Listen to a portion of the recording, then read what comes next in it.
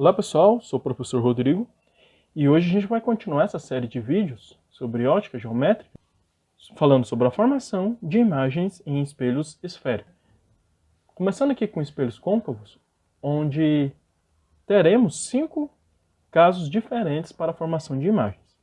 Então no primeiro caso a gente começa com um objeto posicionado bem longe do espelho, então além do centro de curvatura, quando você posiciona o objeto além do centro de curvatura.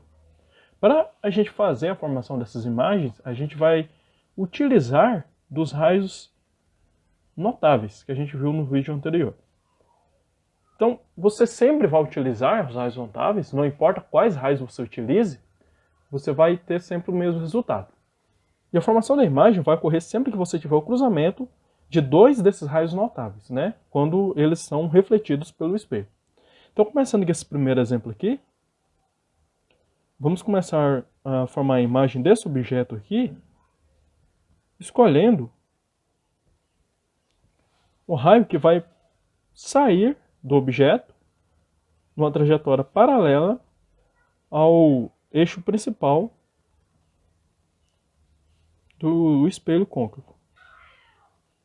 Então você tem um raio que sai daqui, como ele sai paralelo, ele vai bater aqui no espelho, e ele vai voltar passando aqui pelo foco.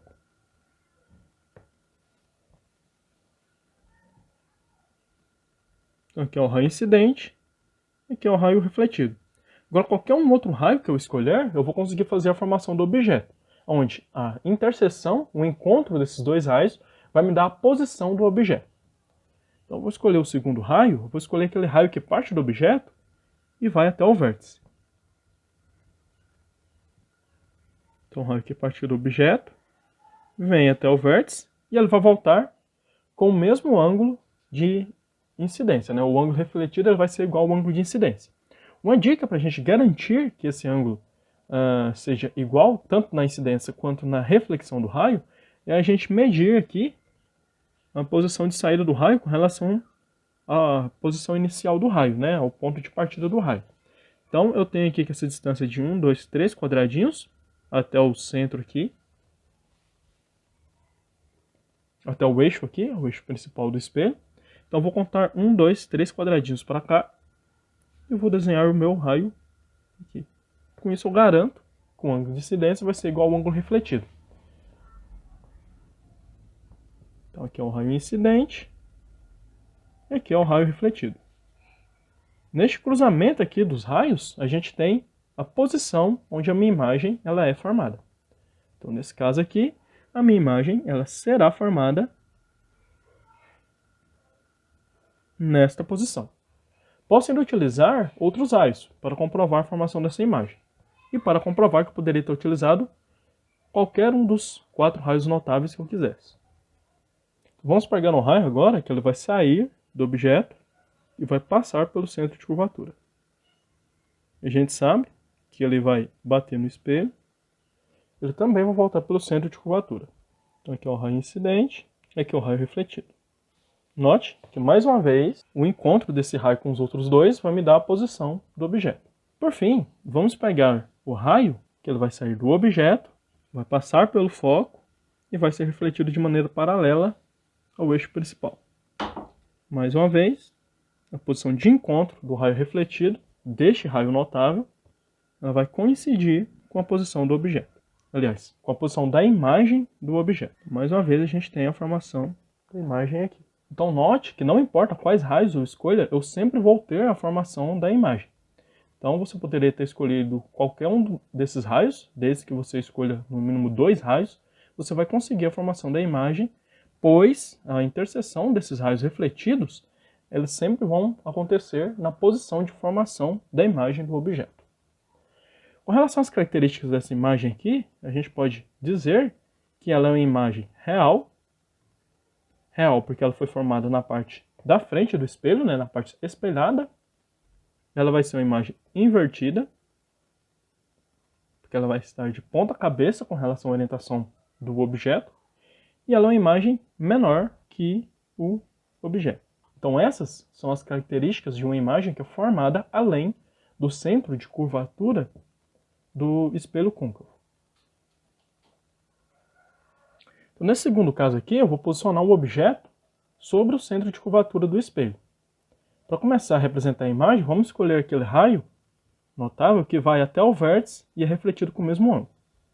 Então aqui a gente tem um raio, incidência e reflexão, e ele vai passar por aqui.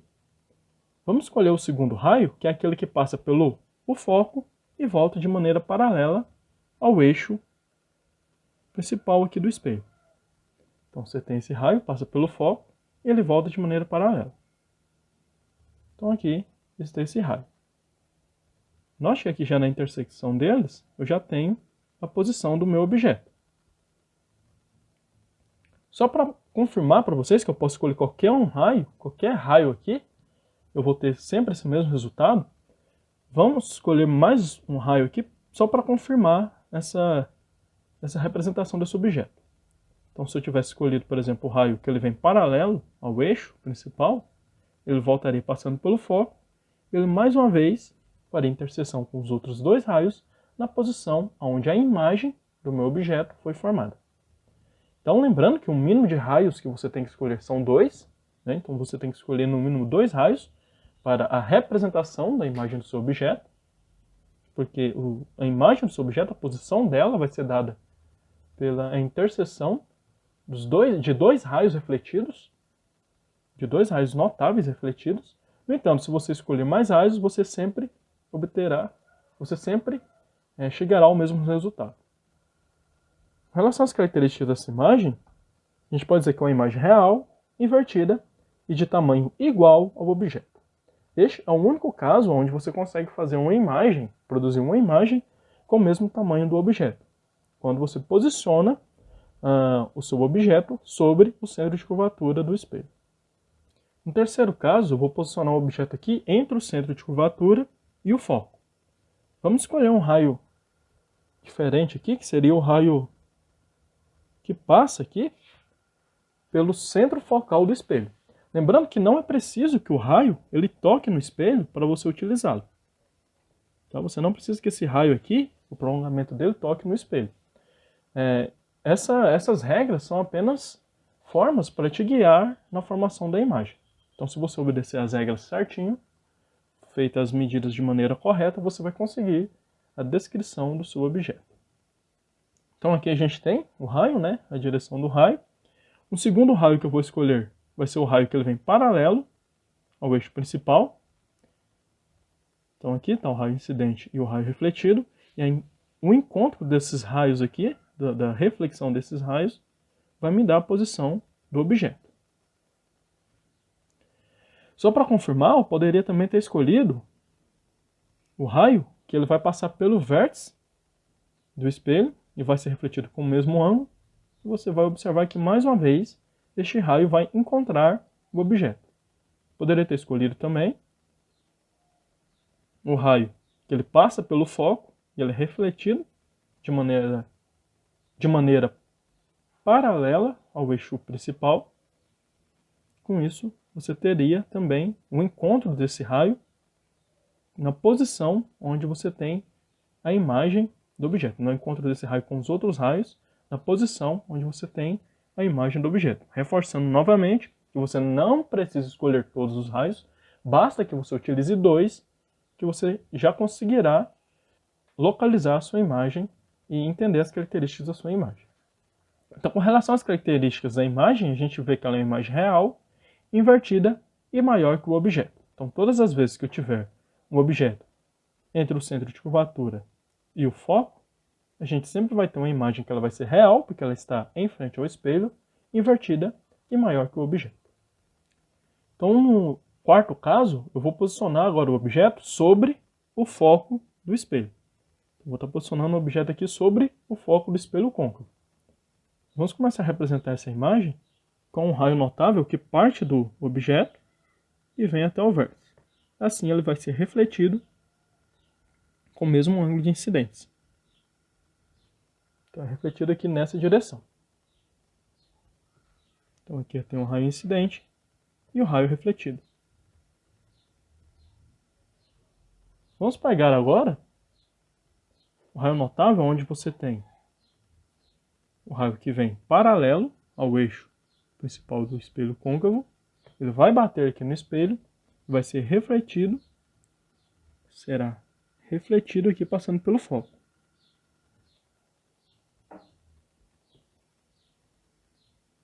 Então aqui é o raio incidente e o raio refletido. Note que esses dois raios aqui, eles estão paralelos um ao outro, um com relação ao outro, de forma que eles nunca se cruzarão. Sendo assim, a gente não vai ter a formação de imagem quando o objeto estiver sobre o foco. Para auxiliar a gente a entender isso, a gente pode até utilizar mais um raio notável. Por exemplo, se eu pegar o raio que parte do objeto e passa pelo centro de curvatura, aqui a gente tem um raio incidente e o raio refletido, a gente vai observar que esse raio também é paralelo aos outros dois. Então você não vai ter um encontro desses raios. Com isso a gente vai falar que essa imagem aqui é uma imagem imprópria. Você não tem a formação de imagem quando o objeto ele está posicionado sobre o foco do espelho. Uma outra forma, né, que você pode ver dessa imagem, outra forma que pode ser descrita essa imagem, é uma imagem que é formada no infinito. Muitos autores se referem a essa imagem como sendo uma imagem formada no infinito pelo seguinte caso. Então, como você tem as linhas paralelas, se você tirar o zoom e colocar lá longe, essas linhas, quanto mais de longe você observar elas, mais elas vão parecer que elas estão juntas, né? Mas elas vão, entre aspas, se juntando. Por isso, muita gente diz que essa imagem ela vai ser formada lá no infinito. Porque olhando de uma distância muito longe, essas linhas que partem, esses raios luminosos, né, que partem do objeto, eles vão se juntar nessa distância muito longe, ou seja, lá no infinito. Por isso, muitos autores dizem que essa imagem imprópria é uma imagem que vai ser formada lá no infinito. No entanto, para nossos objetivos nesse curso aqui, apenas o fato da imagem ser imprópria, de a gente dizer que a imagem é imprópria, e que a gente não vai ter a formação de imagem quando o objeto está no foco do espelho côncavo, já é o suficiente. O último caso vai acontecer quando eu tiver o objeto posicionado entre o foco e o vértice. Então, para a gente fazer a formação aqui dessa imagem, vamos utilizar primeiro o raio notável, que parte do objeto, bate no vértice e é refletido, né? Então você tem aqui o raio incidente e o raio refletido. E para auxiliar a gente, vamos escolher o raio notável, que vem paralelo ao objeto e é refletido passando pelo foco. Note aqui que você tem esses raios que eles estão afastando um com relação ao outro. Essa distância aqui, ela está aumentando. Note que aqui ela é uma distância menor, aqui é uma distância maior e assim segue, né? Aqui é uma distância maior ainda. Então você vai ter uma divergência nestes raios aqui.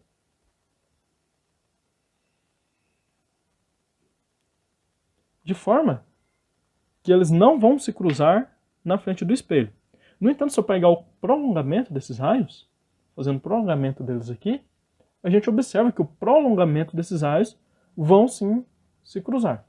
Sendo assim, o meu objeto ele vai ser formado bem nessa região aqui, onde eu tenho o encontro do prolongamento desses raios. Então, só para confirmar, se eu pegar mais um raio notável aqui, esse que passa pelo centro da curvatura do espelho, a gente vai ver que também o prolongamento desse raio vai se encontrar com os outros dois raios, e assim você vai ter a confirmação da formação da sua imagem atrás do espelho. Por esse motivo, a gente diz que a imagem ela é virtual, porque ela está aqui atrás do espelho, né? Ela não está mais na frente do espelho, ela está atrás do espelho. Ela é direita, porque ela não está de ponta cabeça com relação à orientação do objeto, e ela é maior que o objeto. Então, justamente para esses espelhos côncavos, quando você tem seu objeto posicionado em uma posição à frente do foco, que você vai ter o uso mais interessante para esse tipo de espelho. Os espelhos de maquiagem, que são côncavos, eles têm sua utilidade justamente quando a pessoa posiciona o rosto entre o foco e o vértice, porque aí você consegue ver o rosto ampliado, o que facilita na maquiagem. Dentistas também utilizam esse tipo de espelho para ampliar a imagem que ele tem do dente do paciente. Então ele tem aquele espelhinho que ele coloca dentro da boca do paciente e movimentando aquele espelho dentro da boca do paciente, aquele é um espelho côncavo, o dente do paciente vai estar justamente nessa configuração aqui, né, entre o foco e o vértice, E com isso o dentista consegue ter uma imagem ampliada do interior da boca do paciente. Com relação à imagem, formação de imagem em espelhos convexos, a gente vai ter sempre um único tipo de imagem. Então o meu objeto aqui ele está posicionado de frente com o meu espelho convexo. Lembrando que no espelho convexo o foco e o centro de curvatura são virtuais, ou seja, eles estão atrás do espelho convexo. E a imagem que ela vai ser formada vai ser da seguinte forma. Então vamos pegar os raios notáveis aqui para a representação dessa imagem. Primeiro, vou pegar um raio notável que vem paralelo aqui ao eixo principal do espelho. Esse raio vai bater aqui no espelho e o prolongamento dele vai ser importante para mim. Então ele vai ser refletido e o prolongamento dessa reflexão ela vai passar pelo foco do espelho.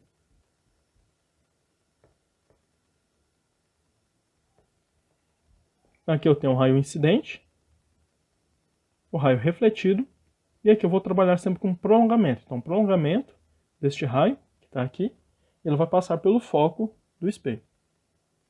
O segundo raio notável que eu posso pegar pode ser aquele raio que sai do objeto e bate no vértice do espelho. Então, ele vem aqui, bate aqui no vértice, ele é refletido com um ângulo igual ao ângulo de incidência. Então, mais uma vez, vou pegar o prolongamento desse raio.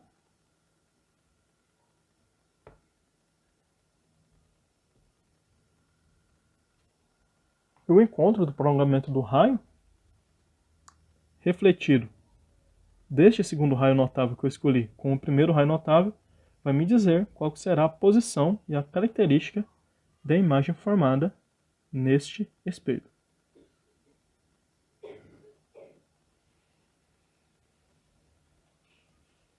Para mostrar que eu poderia ter escolhido qualquer raio, posso escolher também aquele raio que parte do objeto e ele vai bater de forma que o seu prolongamento vai mirar lá no centro de curvatura.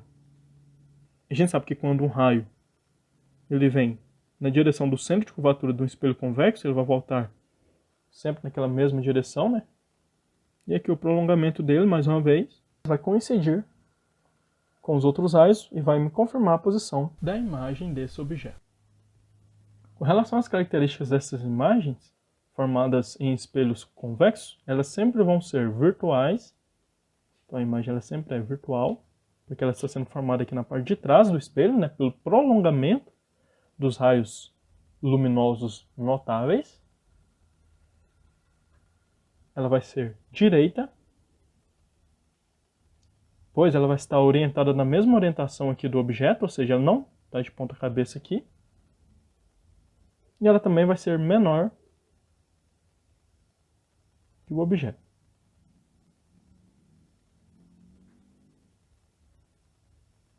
Uma aplicação muito útil desses espelhos é para aumentar o campo de visão. Esses espelhos são utilizados em espelhos retrovisores de carro, porque você consegue aumentar o campo de visão.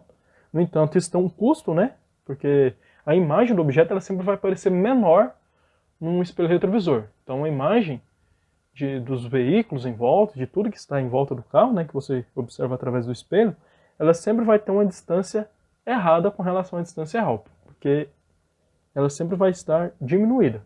Uma outra utilização muito comum desses espelhos convexos são em pontos comerciais, onde você tem um espelho posicionado de maneira estratégica em uma das paredes do ponto comercial, próximo ali geralmente ao teto, para que o atendente consiga observar quase toda a loja através desse espelho.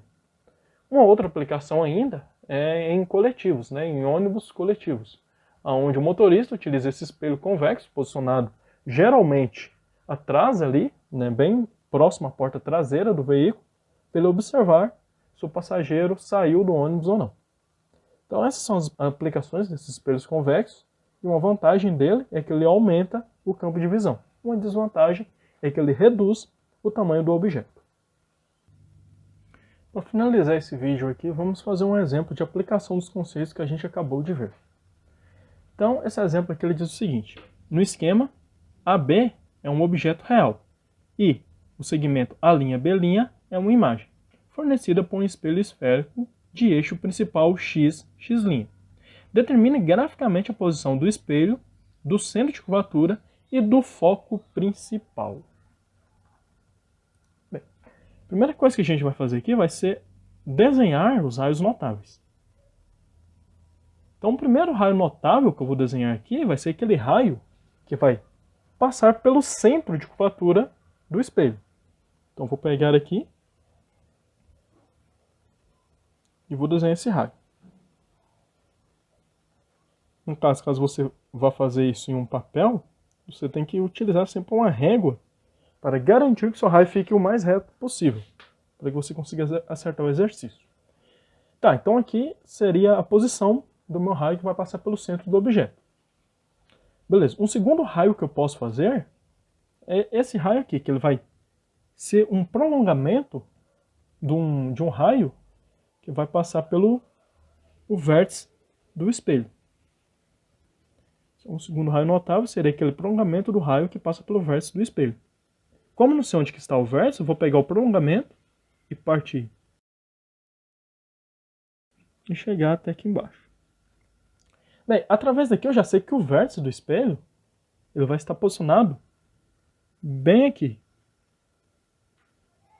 E o raio incidente, que parte do objeto, vai ser esse raio aqui. Ele vem daqui e vai bater aqui no vértice. Então aqui o que eu tenho é o prolongamento desse raio.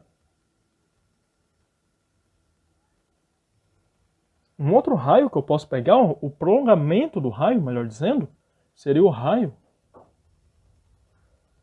que passa pelo foco. Então eu vou pegar aqui e vou desenhar um raio que vai passar pelo foco. Então eu desenho o prolongamento desse raio aqui. E estico ele do outro lado.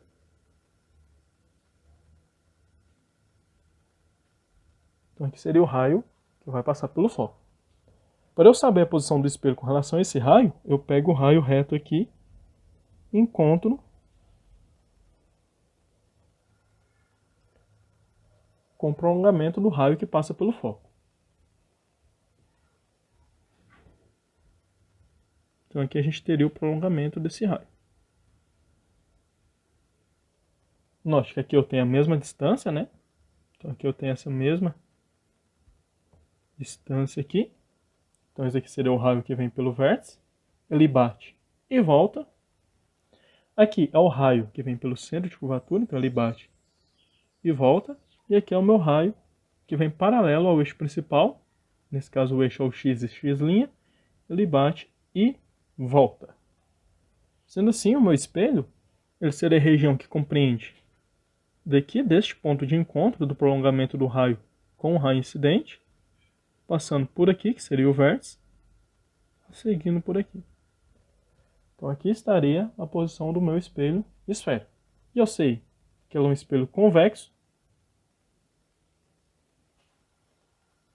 pela característica da imagem, né? O espelho convexo é o único espelho que produz uma imagem que ela é virtual, ou seja, que ela está atrás do espelho, que ela é direita, que tem a mesma orientação do objeto e que ela é menor que o objeto. Lembrando que aqui eu tenho o prolongamento deste raio que vem pelo eixo principal. Aliás, pelo centro focal.